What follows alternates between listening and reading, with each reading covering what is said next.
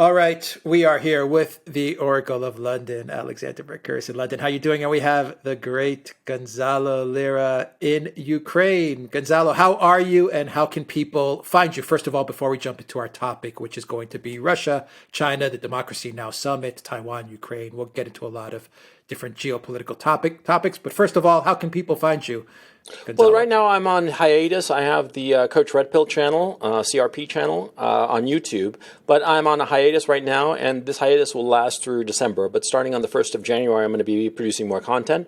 And if you can't wait to get the fix of CRP, you can go to Patreon/Coach Red Pill. Unfortunately, if you search for Coach Red Pill on Patreon, you won't find me because I'm the not safe for work channel there. So unfortunately, that's the problem. But if you Google Patreon Coach Red Pill, you'll find me right away.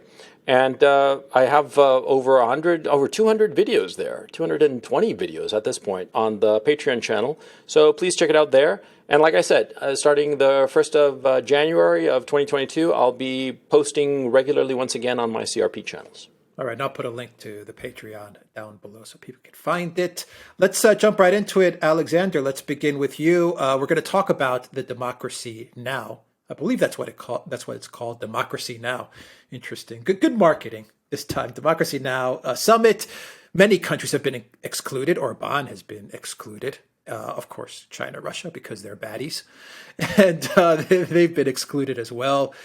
Before we get into the Democracy Now!, you may want to give a brief intro, Alexander, as to what it is, but then we'll really dig into it towards the second part of this video. But before we get into digging into Democracy Now!, let's talk a little bit about Russia and China. And I would like both of you to maybe give some context as to how we got here. Maybe some of the history, starting with me. Yeah, we could talk about Ukraine and the Maidan 2013-14. I think that provides some good history. Maybe you want to go even a little bit further to the first revolution if you want to talk about that. And then, of course, we can talk about Taiwan and how we ended up in this position with Taiwan and China and the tensions there. So, Alexander, you can jump off from whichever point you would like, and we can talk the history. And then as the video progresses, we can get into where we are today with the tensions and the Democracy Now! Summit and Taiwan and Ukraine and everything going on there. Well, let's begin with Taiwan and China and all this, because to my mind, one of the most interesting things about this, which isn't, I think, widely understood, is that the Democracy Now! Summit, the Taiwan issue, Ukraine, they're all becoming merged. They're all becoming different aspects now of one thing, which is this issue of bloc formation. As we move from a system which was unipolar after the Cold War, with the United States dominating the international system, into a system which is becoming increasingly bipolar. And you've asked at the beginning, what is this Democracy Now! Summit? Democracy Now! Summit is the friends and allies of the United States joining the United States in a particular meeting, a virtual meeting, I should say, and the United States also reaching out at some other countries it wants to win over and bring into its alliance or into its system as it balances off against other countries which are, as it sees them, increasingly allied with China and Russia. And you can see that countries like, say, for example, the Democratic Republic of the Congo or Angola or the Gulf monarchies, those sorts of people, which are certainly not democracies by any conceivable definition of them heard, are being drawn into this because, of course, you see they support our democracy, they're part of our democracy and all the rest. And other countries like Singapore, Turkey, Hungary, which the United States perhaps wants to put pressure on, but which are altogether too friendly as far as the US is concerned towards the other side, China and Russia, they're excluded. And China and Russia, in response, are now penning increasingly strong articles. And we've had, firstly, a very long lecture given by Xi Jinping to this at this virtual summit meeting with Biden, in which he explained that, you don't own the concept of democracy. It's not for you to say who is a Democrat and who is not. Each country has a right to its own system and its own way of moving forward. And besides, when you talk about democracy, you can't have democracy just inside your country. You have to have a democratic approach to international relations, and that means treating all countries equally in accordance with international law and the Charter of the United Nations. And yesterday we had this extraordinary new démarche, which is that the ambassadors of Russia and China to the United States jointly published a joint statement, which has been published, by the way, on the National Interest, in which they've clearly criticised this democracy summit, and they've again said that, as far as they're concerned, this is an attempt to create bloc divisions rather than anything to do with actual democracy.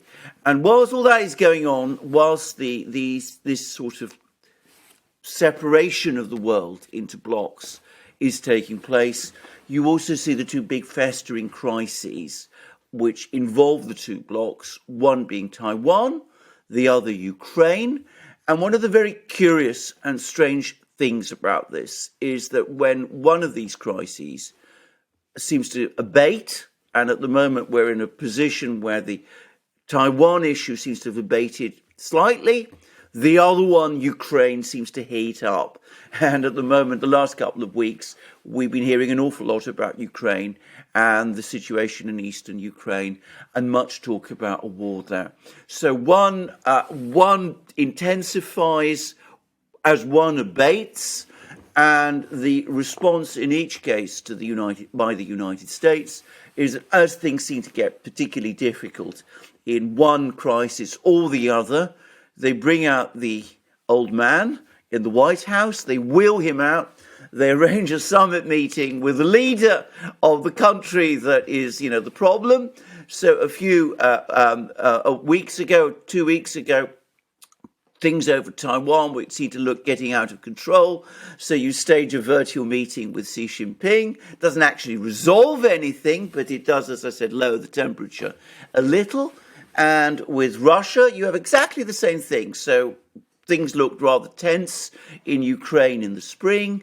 You got Biden, you wheeled out Biden, set up a summit meeting with Putin in June. That didn't resolve anything, but again, the temperature sort of fell slightly for a few weeks. Now the temperature over Ukraine is rising. So what do? You wheel out the old man again. You start to talk about another summit meeting with Putin. And the hope is that that will also start to bring the temperature down once more. My own view is that because nothing substantial ever changes, you have these meetings, people talk past each other, there's sort of, nice words, but no real substance, no real change. My own view is that sooner or later, especially over Ukraine, some kind of clash is inevitable. It's only a question of when. It's not a question of if. When, perhaps not immediately, but certainly I think sooner or later it's going to come. But that's perhaps something we can talk about. But you asked about the background, the history of this. It seems to me that this gives you some overall picture of where we are. Gonzalo, how did we get here? It's frankly, I think it's the West that caused this situation. First of all, just thank you very much for having me on once again. It's always a pleasure to be talking with both of you gentlemen, whom I have consistently said you guys provide the best geopolitical analysis that's on the web right now. So it's a real treat and a pleasure to be on your show again. And also, please forgive me the mess behind me. I'm doing like a remodeling of my office, so it's a disaster. Anyway. Talking about the situation that the West finds itself in. The West caused this all on its own. The United States caused this all on its own with this repeated foolish behavior towards Russia and not understanding or not wanting to understand the priorities that both Russia and China have insofar as their territory and their peoples. Do keep in mind that Putin, in the brilliant interviews that he gave to Oliver Stone, a series that I highly recommend, he lays out very clearly what his ambitions are. His ambitions, long-term, are to reunify the Russian people whom he feels were dispossessed from their countries when the Soviet Union dissolved in 1990. He feels that between 25 and 40 million Russians were essentially kicked out of their own homeland with the dissolution of the Soviet Union. And in a very real sense, his priority is to reunify those people. And he's been going about it very systematically because he's been operating from a position of weakness. Because Russia is always going to be weaker militarily and economically than the West. It's obvious. It's a given. And so from his weaker hand, he's just played better. And he has improved his position noticeably over the last 20 years. And the United States has made itself no favors by consistently antagonizing Russia to the point that Russia has had to constantly react and create situations where it can escape the trap that the West has laid for it. For instance, the sanctions regime that started, piecemeal over the last decade, that, sanction here, these people, sanction those people. And the catastrophic decision by the Obama administration in 2010, I believe, to weaponize the SWIFT system against Switzerland originally. They told Switzerland that if the Swiss did not rescind their bank secrecy laws and give up the identity of American citizens with Swiss bank accounts, then Switzerland would be cut out of the SWIFT banking messaging system, which is essential for international commerce. The Swiss rapidly capitulated. Of course they would, because they didn't want to be cut out of the SWIFT system. Please excuse me. But this put the Russians on notice that this weaponization of SWIFT and other international bodies would eventually be aimed at Russia. And so Russia had to create its own systems, parallel systems, in case of these sanctions, in case of these punitive measures against it for pursuing its own interest, because Russia, after all, is pursuing its own interest and the interest of its people.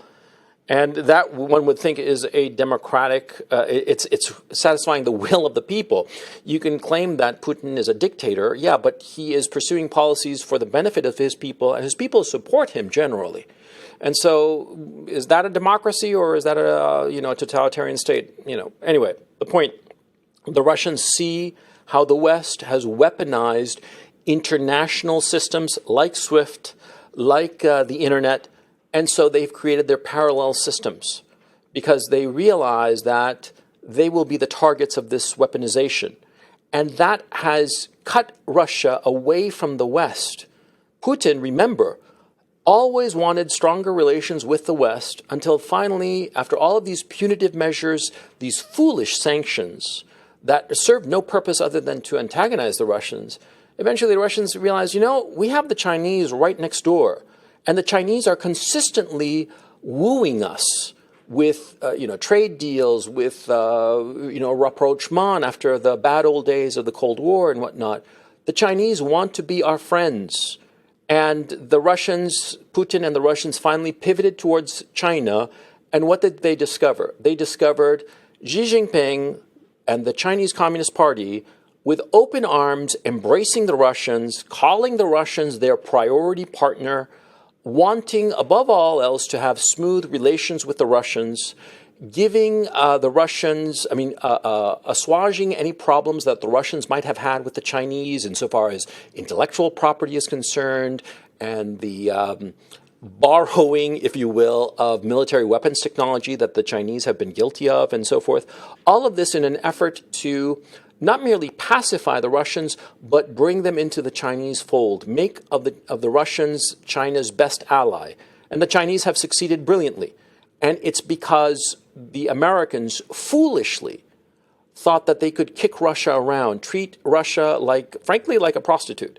Treat Russia like a prostitute and treat Russia as if it had no place else where to go. And to its chagrin, the Europeans and the Americans have discovered that the Russians can turn to China, and more to the point, the Europeans have put themselves in the position where they are extremely dependent on the Russians and the Russian energy exports. They depend on this and the natural gas imports. The Europeans stepped into this, you want to call it a trap, you want to call it a dependence, it doesn't matter what you call it. But the fact is the Europeans now depend on Russia for its gas during the winter, the cold European winters. And you can talk about global warming all you want, but right now, this winter and the subsequent winters, the Europeans depend on the Russians. So the Europeans and the Americans, have created this situation all on their own of this antagonism towards Russia and this rapprochement between Russia and China that is creating a formidable ally. And I think that the Americans are slowly beginning to realize this. I think, Gonzalo, you put it exceptionally well. What happened after the end of the Cold War is that the United States became completely intoxicated. Once the Russians would say dizzy with success, they suddenly found that this great adversary they were matching off against in the East suddenly disappeared. It just vanished. And at the same time, this economic challenge they were facing from Japan, that seemed to crumble away as well. So there was the United States, the one power in effect left standing, and it got this idea that it could do anything. And it had made, at the end of the Cold War, a whole series of agreements with Russia, with the Soviet Union, first with Gorbachev, then with Yeltsin, in order to sort of see the Cold War brought to an end, about not expanding NATO eastward, about limitations of nuclear weapons, about those sort of things. And with this enormous, overwhelming sense of power, it felt that he didn't have to abide by those agreements anymore. And at the same time, it also began to think that it didn't really need to think about Russia's concerns. More important were, firstly, internal US politics, which became very important during the Clinton administration. Clinton needed to win votes, apparently in Illinois at one point. There's lots of Polish people in Illinois, so he decided that because they wanted Poland in NATO, that he would extend NATO into Poland. He started to make decisions like this, which had nothing to do with the sort of geopolitical situation, but more to do with internal US politics. At the same time, as he wanted to micromanage Russian politics, because from an American point of view, this is the extraordinary thing. Even though the Soviet Union collapsed, there remained to a dangerous degree fixated on Russia. So they were micromanaging or trying to micromanage Russian politics and economics, and doing so disastrously badly at the same time as they were tearing up all the agreements which they made with Russia at the end of the Cold War. And the result was that two things happened. Firstly, they upset and antagonized the Russians. And of course, the Russians, to the American surprise, came back. Not as strong, of course, as they were at the peak of the Cold War, but still, a significant power. And craftier, if I might add. Much craftier power. And at the same time, and perhaps much more foolishly, they didn't look at, because of their fixation with Russia, they didn't look at where the real challenge was, because they didn't really compute that China was growing in power all the time. They thought that they tied down China into some kind of relationship with the United States, which was beneficial to the United States. Chimerica, exactly, in the 1980s and early 1990s. And of course, suddenly what happened was that they woke up a couple of years ago and they realized that China was suddenly a very powerful country. It had grown enormously in wealth and power and confidence, and that Russia itself had been alienated entirely. And they've been trying ever since to come up with some kind of response to this, which at the same time preserves, if you like, this sort of illusion that they had from the time of the Cold War, that they are somehow, the future, that they still represent the future of human civilization and that these are just bumps in the road. So you see this very incoherent, very chaotic foreign policy. On the one hand, they suddenly realize China is the real challenge. China is this great adversary. China is the country we need to focus on. At the same time, they can't quite give up this fixation with Russia. They can't sort of tie up that loose end. And the result is that the Chinese and the Russians are starting to say to themselves, or have been saying to themselves for some time, look, we've both got our problems with the US. We're better together than apart. Let's put aside our various differences and come together. And Gonzalo, you've got the dynamic of this absolutely right. Because, of course, the Russians, when they ended the Cold War, when the Cold War ended, the whole drive of Russian policy was to integrate with the West, to be part of the West, to be together with Europe. And their intention at that time was to join all the Western institutions, the EU, even NATO. This is always something that surprises people. But when he became president, Putin was still talking about NATO, Russia eventually joining NATO. Yeah, and it would have been a smart thing. It would have been an incredibly smart thing. Exactly. And of course, he was also talking about, our common European home. And he went with Barroso, the president of the European Commission at that time. They went to Vladivostok, and Barroso said, even here on the Pacific Ocean, Europe is still here. I mean, this is a very bizarre megalomaniac speech that Barroso gave. But, the Russians were playing along with all of this. I mean, they wanted to join the club.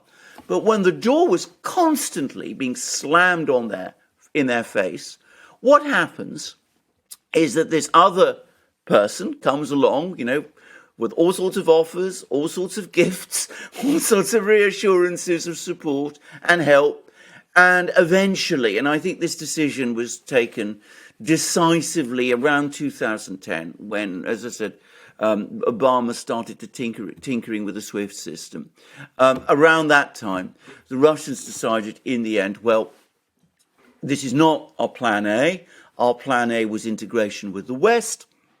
But plan B, partnership with China, well, first, it's a necessity, but now it's becoming increasingly attractive, because what we've discovered is that though we are not as powerful by ourselves as the West is, not remotely, together with China, we suddenly have leverage over the West that we never imagined we might conceivably have.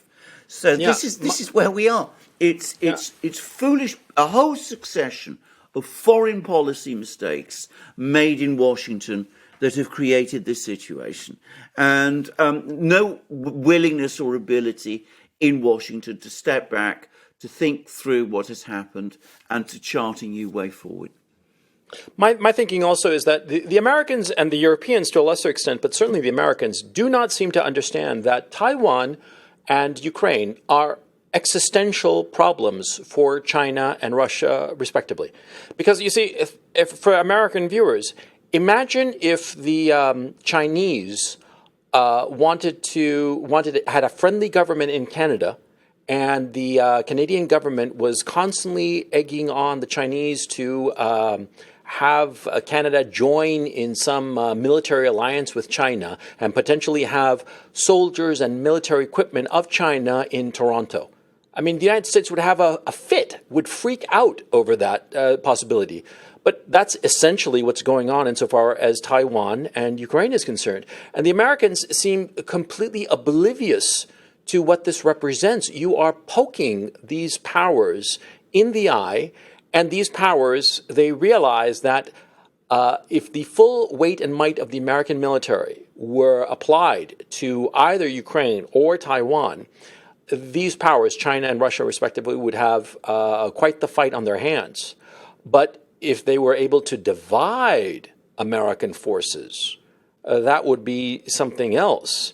And Alexander, please elaborate on the following point that I'm about to make, which is that, as I understand it, and correct me if I'm wrong, the Chinese and the Russians have come to an agreement whereby if there is a hot war in either Taiwan or Ukraine, the other power will attack and invade their neighbor in order to conquer it, so as to divide American and European forces. Is that an accurate assessment of what the current plan Absolutely, is? that's exactly what's happening. Now, the first clue to this came at a sort of big conference that takes place annually in Russia called the Valdez Conference. Valdez is a place in Russia. It's actually an important Gosdacha, a place actually created, I think, by Stalin originally, but it's been reconverted and developed. And the Russian leadership meets with various people from basically top think tanks, Russian think tanks, but also various important people from the West are called in. But this is not a political or economic summit. It's a meeting of, if you like, intellectuals, people who are involved in international relations thinking and studies. And of course, Putin is there, and Lavrov is there, and Medvedev, and all of these people are there. And Putin normally gives a speech, and he did, and it's always an important speech. And the Russians are able to interact, the Russian leadership interacts with the community, the scholars and intellectuals and journalists that are there, and they are able to give clues about what they're thinking and what the state of play is. Now, one of the people who attended Valdez is a man called Anatol Lieven, who I have a huge respect for. He's a brilliant journalist. He is, by the way, of Russian extraction, I believe white Russian origin, but he's a very, very top scholar. And what he said was that he was discussing with various Russian officials the situation with respect to Ukraine. And what the Russians told him is that if there is a war fighting with the US military, not with the Ukrainian military, but with the US military in Ukraine, then in that situation, there will be a Chinese attack on Taiwan. Now, that obviously is just what Anatol Lieven says he was told. But the first thing to say is, Lieven, in my experience, is an extremely reliable journalist. I mean, this isn't someone like, some of the people you read. Don Lemon. Exactly. I mean, if he says it, I believe it. I'm sure he was told that. But since then, we've had a whole succession of actions by the Russians and the Chinese which lend particular force to this. And they strongly suggest that this agreement, in fact, to my mind, they essentially confirm that this agreement exists. Firstly, note how over the last few weeks and months, the Chinese and the Russians simultaneously have been talking about red lines. They've each been saying, this is new from both, that they have red lines, the Chinese over Taiwan, the Russians over Ukraine, and other matters. And the fact that they're both talking about it at the same time strongly suggests to me that they've coordinated positions. I mean, that kind of coincidence doesn't just happen, especially with two powers that are always working together now on such an intimate level. The second is that the Chinese and the Russian militaries have evolved now beyond just joint drills. They're now going on joint patrols. So the Russian Air Force has just carried out another joint patrol in the Far East with the Chinese Air Force.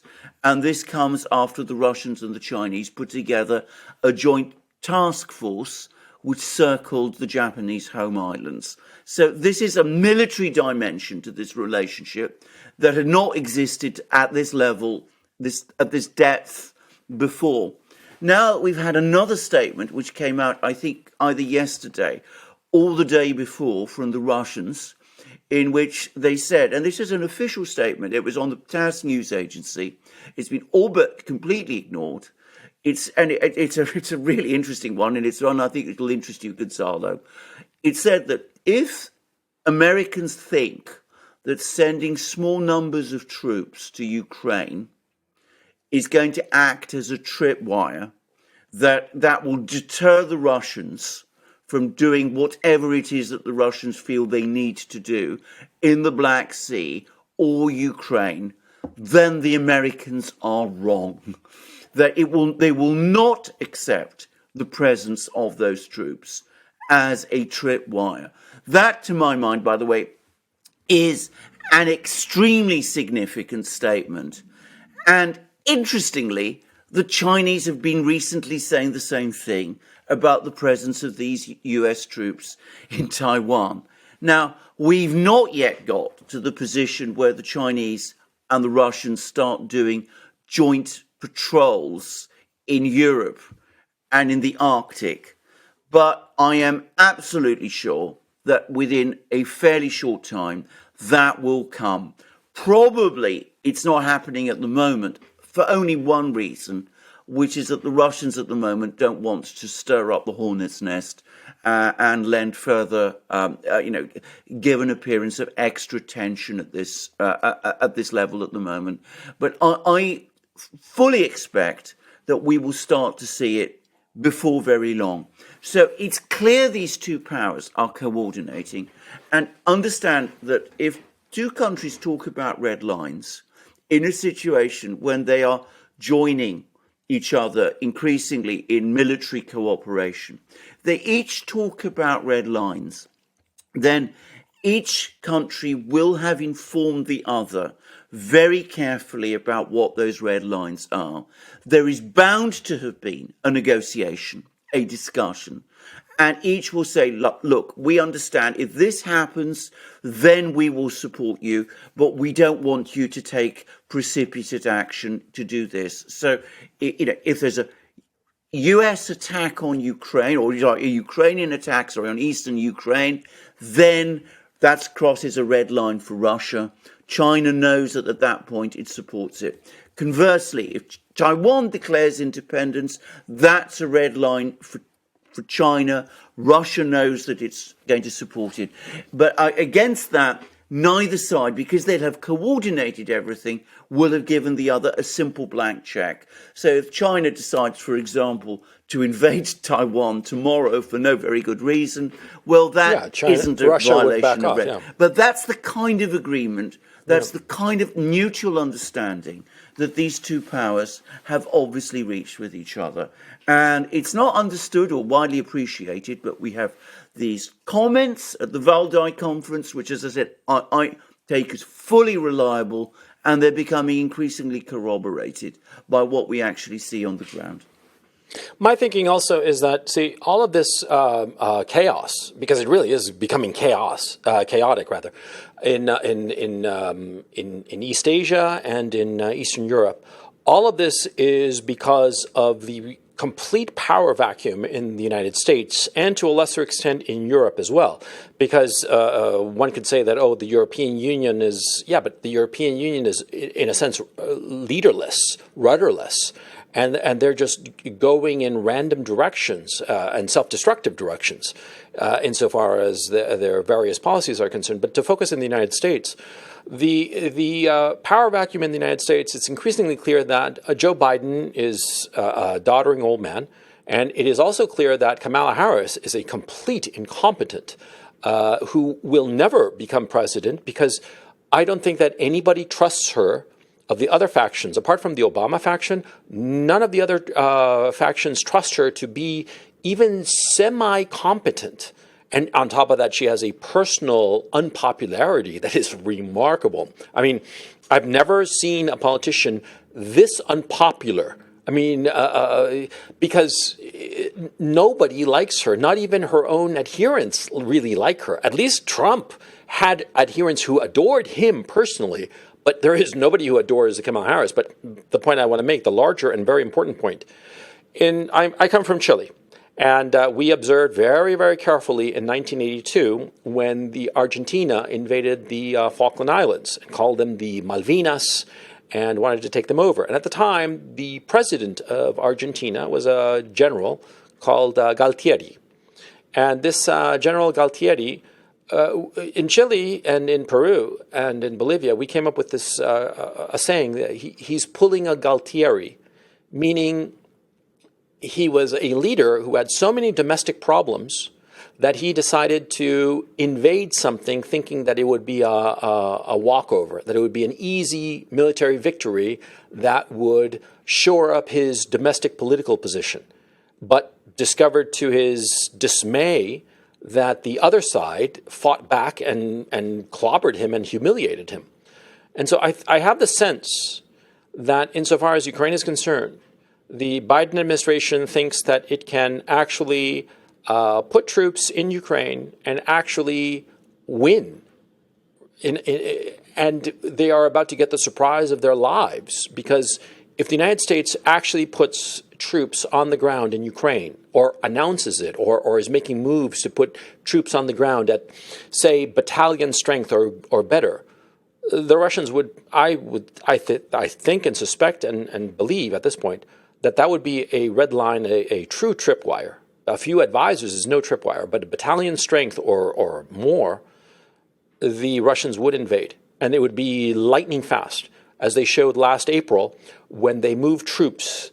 In 72 hours, they had, 160,000 troops ready at Crimea for a clear amphibious assault on Odessa and a pincer sweep to the northeast, and on the Donetsk-Lugansk region, where it was a clear that it would be a northwest sweep pincer move to link up with these attacking forces from Odessa. I mean, it was clear that the Russians could take over Ukraine very, very quickly. They have the military power to do so. But I think that the Washington establishment and Foggy Bottom, that is the U.S. State Department, who are a bunch of Clintonista warmongers, and the increasingly desperate Biden family, because the Biden family, which are corrupt, and they see their position slipping as Joe Biden loses his marbles day by day, as we see every day, they are becoming increasingly desperate, and I think that they are going to pull a Galtieri.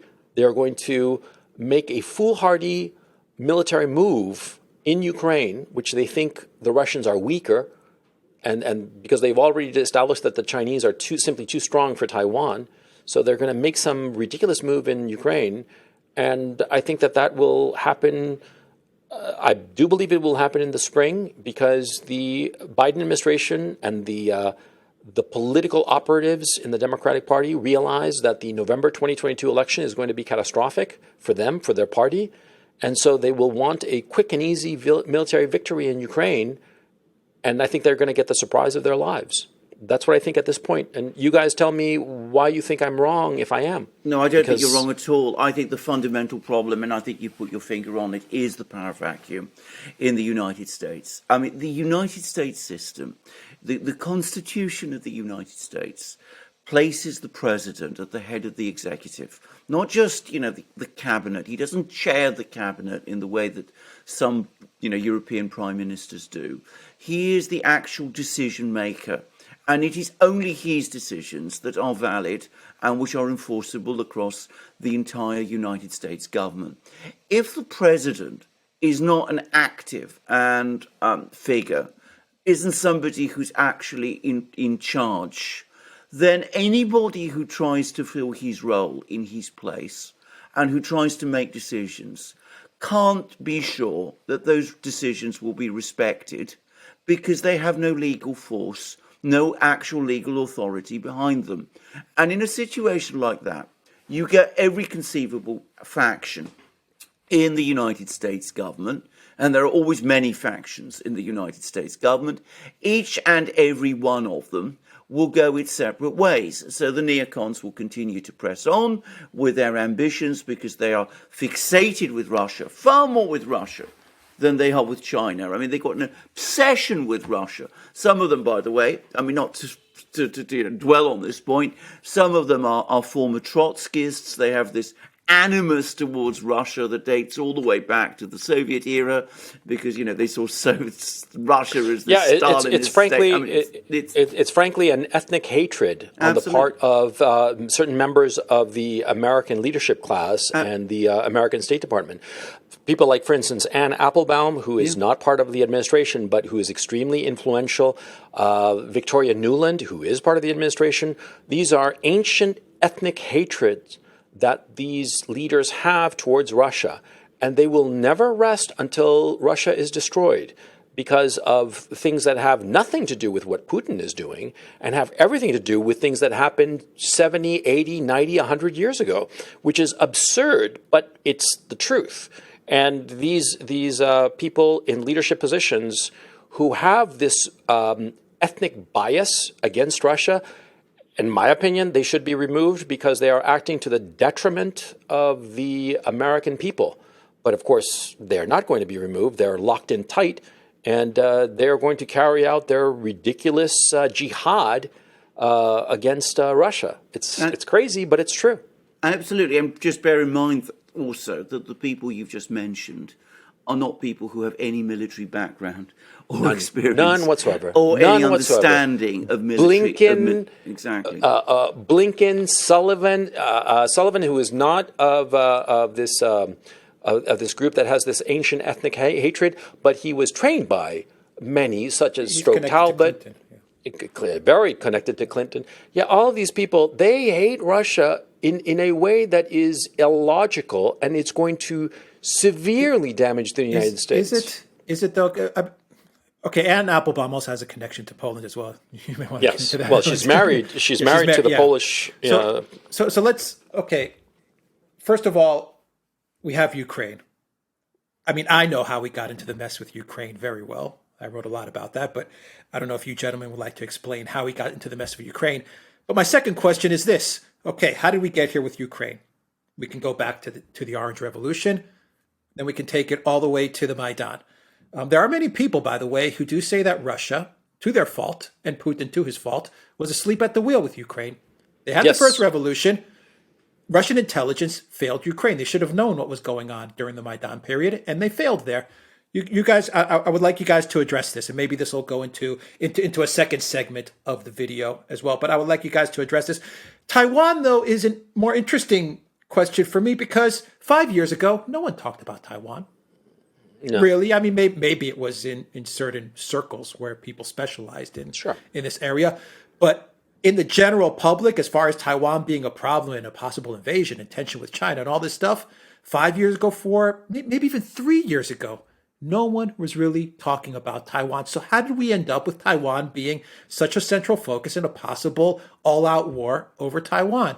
I leave it to you guys to discuss this because Ukraine, I know and I understand, but maybe our viewers may want to be brought up to date with Ukraine because maybe they have forgotten and they don't understand how Ukraine became such a tension area. But Taiwan, for me personally, 5 years ago, I never thought about Taiwan Alexander, as this tense area where war could break out any minute now. Any minute. I mean, I agree with Alex. Alexander, why don't you take the China issue? Because I also have no idea why 5 years ago Taiwan was a non-issue and now it's on the front burner. It's the thing to understand about it is it's an entirely manufactured crisis. Let's just explain what the background is with Taiwan. Taiwan was historically part of the Chinese Empire. I mean, it's not always been part of the Chinese Empire. You'll get Chinese who claim that it's been part of the Chinese Empire since, the year 7000 BC or something like that. That's not strictly correct. It's not correct at all, in fact. But it was part of the Chinese Empire during the Ming and Qing dynasties. And then it was occupied from the late 19th century on through the 20th century for a long time by Japan. But the Japanese actually went in and gained control of that. So that already detached it from the rest of China. Now, during the early 20th century, in fact, the first half of the 20th century, right up to 1949, there was a civil war in China. There was a succession, in fact, of civil wars in China. And eventually, that civil war came down to two parties. There was the Kuomintang movement, led by an individual called Chiang Kai-shek, who was the president of China, the legitimate, internationally recognized president of China. And then there was the Communist Party, led by Mao Zedong, they were the two enemies. After the end of the Second World War, the Civil War gained enormous traction. Mao and the communists won. They took first Beijing and Nanjing, which are the two capitals of China. And Chiang Kai-shek and his government fled to Taiwan, and they established themselves in the island of Taiwan, but continued to insist that they were the legitimate government of China. And they were able to maintain themselves there because they had the support of the United States and they were protected by the US Navy. Now, it's important to understand that Chiang Kai-shek and the Kuomintang movement, when they went to Taiwan, continued to insist that they were the government of the whole of China. They didn't claim that Taiwan was an independent country. They said that they were the legitimate government. The authorities, the CCP in Beijing, were rebels. The CCP also claimed that it was the legitimate government of the whole of China, including the island of Taiwan. And of course, the CCP, both the CCP and the Kuomintang, were in their different ways nationalists. Part of their objective was to pursue, if you like, a kind of anti-colonial strategy, which would liberate China from domination by the Western powers and Japan, and rectify all of these so-called unequal treaties that the Western powers and Japan had imposed on China. So both Chiang Kai-shek and the Kuomintang movement in Taiwan and the CCP in Beijing each insisted upon the unity of the entirety of China. The difference was each claimed to be a separate government. Now, the United States continued to recognize Chiang Kai-shek's government in Taiwan until the 1970s. Chiang Kai-shek himself died in the 1970s, but his son actually took over, and for a long time, the Kuomintang remained the dominant government in the dominant party in Taiwan. And by the way, for much of this time, Taiwan, like China, was a one-party state, with the Kuomintang being the one party in control of Taiwan. In the late 1970s, the United States recognized the new government in Beijing. It did not completely sever all its connections with Taiwan, but as part of that recognition, it switched from recognizing the government in Taiwan as the government of China to recognizing the government in Beijing as the government of China. China including, of course, Taiwan. Now, what that did over time is that it made some people in Taiwan say, well, since we don't have the support of the United States anymore, realistically, we are never going to be able to re-establish ourselves as the government of the whole of China in Beijing or in Nanjing. What we've got to do, therefore, is to start making the best of what we are. And eventually, this feeling crystallized into independence and secessionist sentiment in Taiwan. Now, this is not an international issue. This is not an issue between the United States and China. It was, to a certain extent, an issue between China and the authorities in Taiwan, or at least some people in Taiwan. But what has made this problem suddenly so much more important is that over the last few years, as the United States has started to change its attitudes towards China itself, towards the CCP government in Beijing, it's begun to start to hint that it might actually support the secessionist movement in Taiwan. And of course, what that has done in turn is that it's given the secessionist movement in Taiwan much more encouragement, because they say, well, actually, we can do it because the United States will back us, will support us. And it's made China also extremely nervous because, of course, the legitimacy of the CCP is based on the fact that they have re-established China as a great nation.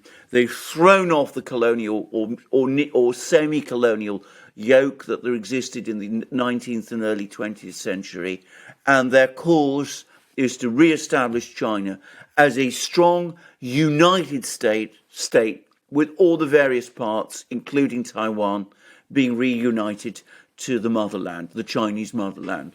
So you can see how this has happened.